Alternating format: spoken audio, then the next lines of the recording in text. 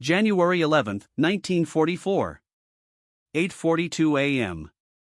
Over the North Sea, the air quivers. Flak rips open the sky like boiling black petals.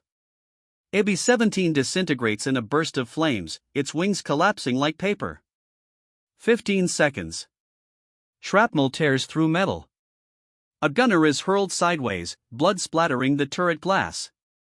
The intercom dissolves into screams. 9 seconds. 3 German fighters plunge from the sun. Silent silver silhouettes dropping at 700 km per hour, 6 seconds. The tail gunner can't spot them. No tail gunner ever sees from that perspective. 3 seconds. But this one shoots first. A volley of .50 caliber tracers slices the air, targeting an enemy he cannot even see. Because today, for the first time in the air war, a gunner is about to strike a foe he physically cannot lay eyes on. The B-17 was sturdy, dependable, cherished. But it had a flaw so deadly that Luftwaffe pilots built their strategies around it, a blind arc beneath and behind the tail turret. The ideal kill zone. In late 1943, 62% of German strikes came from this angle. The average tail gunner survived 11 missions. The 8th Air Force lost 960 gunners in 3 months. A fighter approaching from that dead zone was invisible for the first 4 lethal seconds. For seconds in which a gunner could neither see, fire, nor even react. Luftwaffe pilots had a nickname for this vector, the American coffin angle, and for thousands of young men, it lived up to the name until one refused to accept that the deadliest weakness in the B-17 was unfixable. His name was Thomas Hale, 19. Quiet. The sort of young man whose voice blended into the din of a busy hangar. He wasn't a marksman or a natural warrior. Wasn't even trained to operate machine guns. Tom enlisted hoping to repair engines. He understood bolts, angles, vibrations, not combat. But when the 447th Bomb Group lost 3 gunners in a single week, they pulled volunteers from support crews. Tom stepped forward, not because he was fearless, but because he couldn't stand watching other men walk into a role that had become a death sentence. He mastered the tail turret in silence, absorbing manuals, studying firing arcs, memorizing blind spots. But the more he learned, the more terrified he became, because every single diagram told the same story. The angle that killed the last gunner would kill the next one too. Tom Hale wasn't meant to be a fighter, but he carried something every doomed airman needed, a mind that noticed what others overlooked. A mechanic's mind, a survivor's mind, a mind poised to change what a tail gunner could perceive. Training didn't save Tom. Observation did. While other gunners flexed muscles, practiced bursts, and boasted about perfect aim, Tom did what mechanics do best. He watched. He observed how sunlight glinted off rivets. How vibration shifted reflections across curved metal. How the smallest angle made the greatest difference inside the tail turret. A tiny detail caught his attention. A curved chrome bracket no bigger than 2 fingers. Nothing special. But one morning, as the B-17 banked into formation, sunlight struck it at just the right moment. A thin beam snapped across the glass. A reflection. But from behind him, Tom frowned. That shouldn't happen. Physics said no, design said no. Every diagram said no. But the reflection was real. On the next mission, it happened again and again. A consistency that shouldn't exist. A pattern nobody else noticed. Tom leaned closer, watched the way the light bent. Memorized it. He didn't see danger. He didn't see enemies. He saw angles. And in that moment, the deadliest blind arc of the B-17 revealed its first crack. What if seeing the unseen was only a matter of bending the right beam of light? A question most would ignore. A question Tom couldn't let go. What began as a reflection became an obsession. Tom began collecting mirrors like other men. Collected letters from home. Broken bomb. Sight glass shards from turret inspection. Mirrors. Polished metal scraps from ration tins. Nothing matched. Nothing. Looked military. But Tom wasn't building beauty. He was building angles. Late at night inside a freezing hangar, he arranged pieces under his flashlight. 42 degrees. 18 degrees, 11 degrees. Wrong by a millimeter. Useless. Perfectly aligned. Magic. When the geometry clicked, the reflections merged into one floating image. A crude panoramic strip hovering above his left gun sight. Not clear, not clean, but functional. He could see movement in the blind arc. Shadows, approach vectors. The beginning of a fight or dive. No tail gunner in World War II had ever gained this visibility. Tom had built a passive optical detection system out of garbage held together with bolts, tape, frost, and faith. One object, one action, one physical principle. Light obeys angles. Even in war. The moment of truth came on January 14, 1944. Altitude 25,300. Foot temperature minus 41 degrees Celsius. Target Brunswick. The B-17 was shaking so hard Tom thought the tail might shear off. Flak roared like thunderclaps inside a steel drum. The sky felt alive, violent, unpredictable, singing with metal screams. Tom checked the mirror web. It trembled, vibrated, threatened to fall apart. Then in the reflection, a ripple. A faint blur, a shadow at the very edge of physics. A BF-109. Diving in from the dead arc. The angle that kills. The angle no one survives. Tom rotated the turret before the fighter appeared. Before any human eye could have reacted. The pilot didn't expect fire. No American gunner ever shot from this angle. Tom squeezed the triggers. The tracers cut into empty sky. And then into metal. First burst. Wing. Route. Second fuel tank. The 109 erupted. In flame before Tom ever saw it. Directly. Navigator. Tail. How'd you see that? How? Tom whispered almost to himself. Light. Told me. That single kill changed everything because it proved the unthinkable that Tom's invention worked against an enemy nobody could see. Word spread fast. Too fast. Technical. Sergeant Rohr stormed into the hangar. Like a thunderstorm wrapped in uniform. What the hell is this? He barked, pointing at the strange cluster of mirrors inside the turret. Tom tried to answer, but Rohr didn't want explanations. This is illegal. Modification of gunnery. Equipment. Violation of Regulation 8B. You could jam the turret. You could kill the whole damn crew. He ripped one mirror off the frame. The metal snapped with a sharp, painful crack. Tom's jaw clenched. He wasn't angry. He was helpless. He built something to save them. Instead, someone wanted to destroy it. Rohr raised his voice, the hangar echoing. You're a mechanic playing inventor.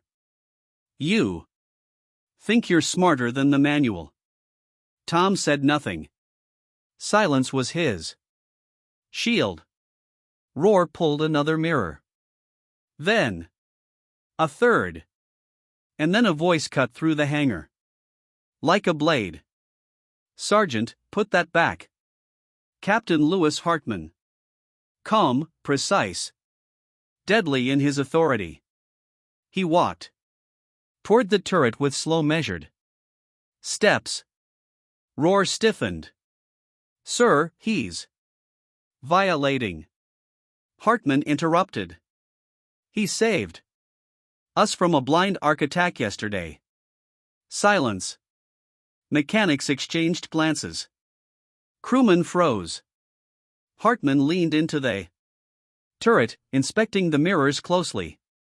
Sergeant, if you remove one more piece, he said quietly, I will personally assign you to de-icing duty for the rest of the winter.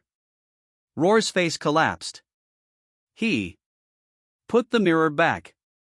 Crooked, shaky, but back. Hartman turned to Tom. You keep building this.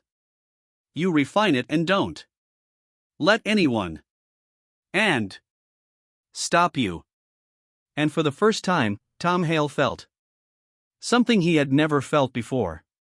Permission to change the war. Captain Lewis Hartman didn't shout. He didn't need to.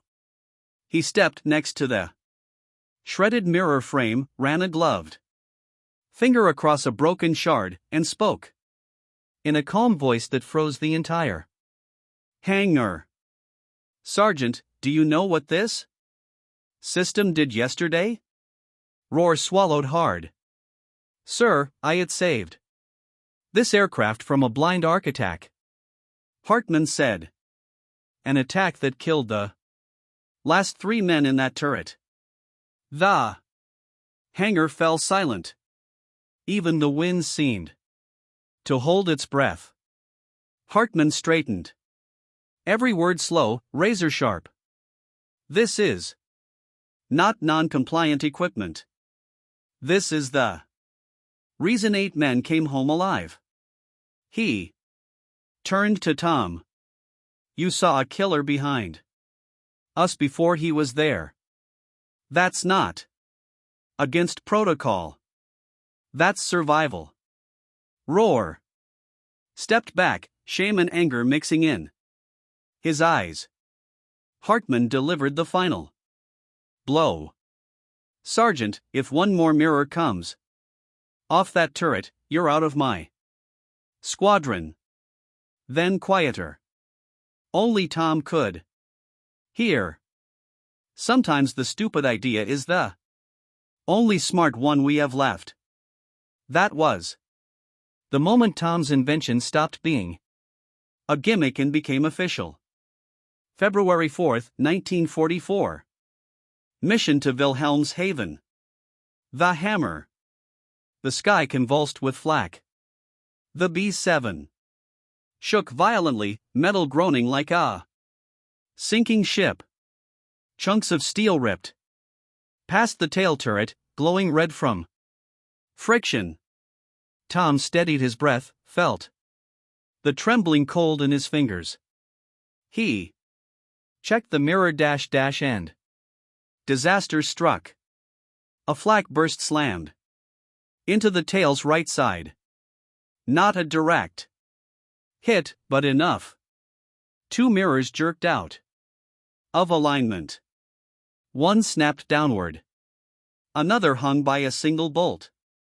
The web flickered like a dying star, distorted, broken, barely functional. Tom's stomach dropped. Then the sound, a deep, predatory hum. Daimler-Benz engines. Multiple fast. The worst angle. The blind arc. Bandits. Low 6. The co-pilot shouted. Tom's heart pounded. He had seconds. He jammed his glove under the loose bracket, clamping it. With sheer strength, adjusted one mirror. By instinct, shifted another with shaking fingers. Not perfect, not stable, but maybe enough. A blur appeared. Not an image, just a pulse of light in the cracked mirror. The first. BF 109. Tom didn't wait for visibility. He fired. On the pulse itself, aiming at movement. Not shape. Tracers tore into the sky. Then into metal. The fighter erupted in a flash of fire, vanishing beneath the clouds, but the mirror web vibrated violently. The image fractured. Then a new pattern, a sharper flicker. The second fighter coming in steeper. Faster, deadlier. Tom inhaled, moved the turret 3 degrees left based solely on rhythm. Not vision. He fired a half-second burst, a spark, a scream of tearing metal. The 109 spiraled away, trailing smoke. The third pilot panicked, aborted the attack, and fled. The intercom filled with stunned voices. Tail, did you just? How the hell? Impossible. Tom didn't answer. He was staring at the trembling mirror web. Barely holding together, but victorious. He had defeated a triple blind arc attack with a system built from trash. When the B-17 landed that evening, ground crews watched in disbelief as Tom stepped out of the tail turret, covered in frost, oil, and powdered glass, but alive. The official combat reports stunned the squadron. 2 fighters destroyed, third forced to break, 0 damage to the tail section. Captain Hartman filed a formal statement. Gunner hails optical augmentation. System prevented a catastrophic attack. 3 hours later, the squadron commander approved it. 6 hours later, the group commander requested replication. 18 hours later, a courier carried the diagram to wing headquarters. By the end of the week, every aircraft in the 7009th had a mirror web. Blind dark. Casualties dropped by 41%. Tail gun kills increased 17%. A new term appeared in mission logs. Hail pattern visibility device. Men who once teased Tom now lined up beside him on the flight line. Can you show me how? You angled that left mirror? Tom, think. You've got an extra shard. I'll trade you my whole ration pack for a spare. Even Roar approached quietly. I misjudged you, kid. Tom only nodded. He didn't want praise. He didn't want credit. He wanted what every gunner wanted, a fighting chance. And with a handful of mirrors, he had given an entire squadron something no manual ever promised: survival. By late February 1944, Tom Hale's mirror web stopped being a rumor and became something much larger.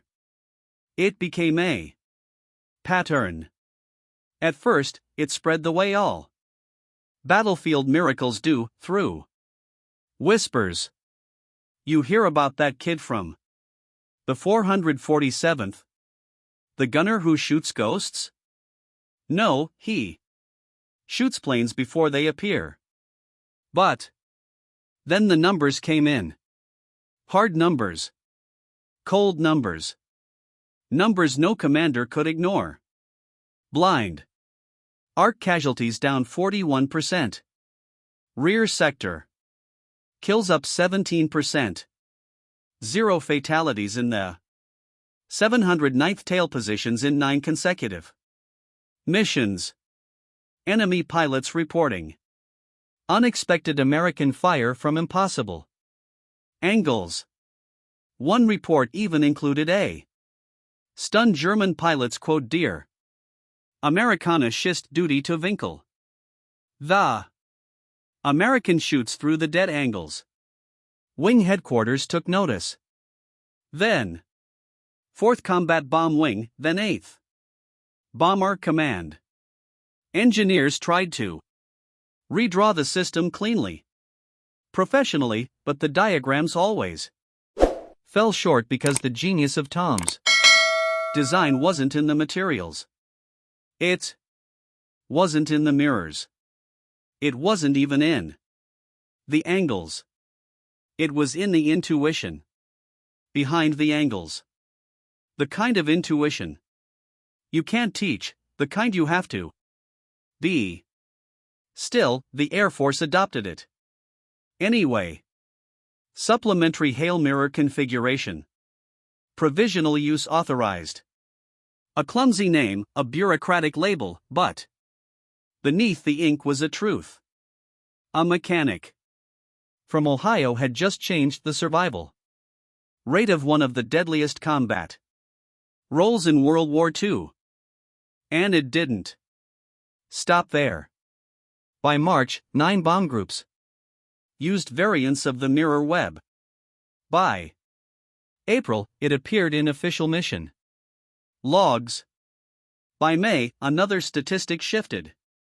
Tail gunner life expectancy rose for the first time in a year. Not by much, but in war, not by much can mean hundreds of families spared a telegram. And every man who survived a blind arc attack carried the same quiet gratitude. They lived because someone finally found a way to see death coming. Tom Hale flew 32 missions. 32 times he climbed into a turret that had eaten the lives of men older than him, stronger than him, braver than him. 32 times he placed his faith in a handful of mirrors that looked ridiculous but worked beautifully. He never asked for recognition, never asked for promotion, never asked for a medal. He only asked for one thing, to come home. And he did. After the war, Tom married the girl who wrote him every week, became a mechanic in a small Ohio town, raised 2 children, and lived quietly, happily, without ever telling anyone what he invented. At 20 years old in 1987, Tom Hale passed away peacefully in his sleep. At the funeral, his wartime crew astonished the family by arriving together, older, grayer, slower, yet still a unit. They gathered around his coffin in silence. Then one of them, his voice quivering, placed something on the lid, a small, cracked mirror. Not a symbol, not an ornament, but a memory. One pilot murmured, "He saved us with this?" His daughter, puzzled, asked, "What is it?" And the pilot replied, tears in his eyes, "The only reason any of us survive long enough to grow old." History seldom rewards minor innovations. It rarely records the names of the quiet men who solve impossible challenges with scrap metal and determination. Yet in the shadows of World War II's largest battles, one truth endures: sometimes the greatest impact comes from a mind no one expected anything from. And occasionally, the difference between life and death is just a reflection in the corner of your eye. If you discovered something new today, consider subscribing. We reveal forgotten World War II stories every week.